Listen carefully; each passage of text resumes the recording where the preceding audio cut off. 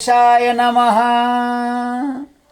यद्यपि ब्रह्मसंबंधाच्युत मे तत्सूर्षिणा सप्ताह श्रवणा विधिहा कुमारेस्तस्य भाषितः। जरी हे शास्त्र देवर्षीने प्रथम ब्रह्मदेवाकडून श्रवण केले होते, तरी त्याचा सप्ताह श्रवण विधी मात्र त्यांना सनकादिकांनी सांगितला होता। शौनकोवाच लोकविग्रह मुक्तस्य नारदास्य स्थिरं शीशच विधी श्रवे कुतः प्रीतिः संयोगः कुत्र तैः सह। शौनकांनी विचारले, संसार पाशातून मुक्त तसेच नित्य संचार करणाऱ्या नारदांची सनकादिकाशी केव्हा भेट झाली आणि विधान ऐकण्याची गोडी त्यांना कशी लागली।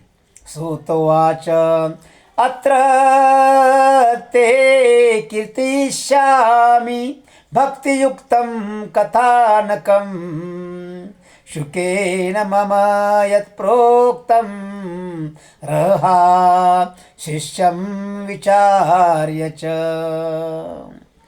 सूत म्हणाले, श्री शुकदेवांनी मला त्यांचा एकनिष्ठ शिष्य समजून जे भक्तिपूर्ण कथानक एकांतात मला सांगितले ते मी तुम्हाला सांगतो।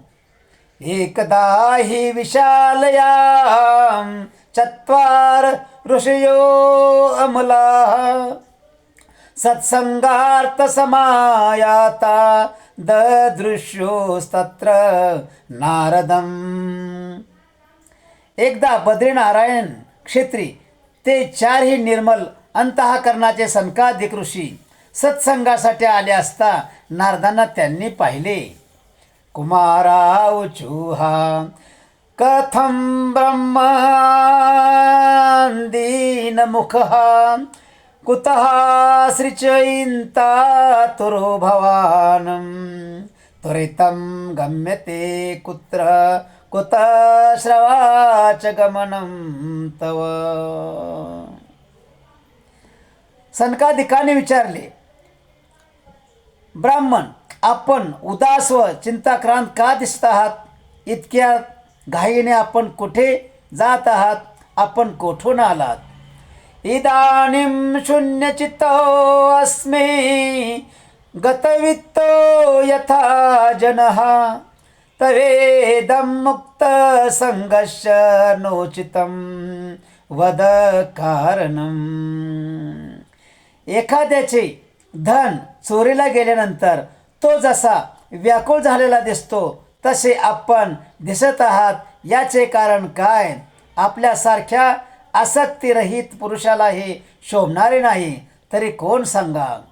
नारदोवाच अहं तो पृथ्वी यातो ज्ञात्वा सर्वोत्तमामिति पुष्करं च प्रयोगं च काशीं गोदावरी तथा हरिक्षेत्रं कुरुक्षेत्रं श्रीरङ्गसेतुबन्धनं यवमादिषु तीर्थेषु ब्रह्ममान इतस्तः नापशं कुत्र विच्छार्म मनः संतोषकारकं कलिना धर्ममित्रेण धैर्यं बाधिताधुना। नारद म्हणाले, पृथ्वी सर्वोत्तम आहे असे समजून मी येथे आलो।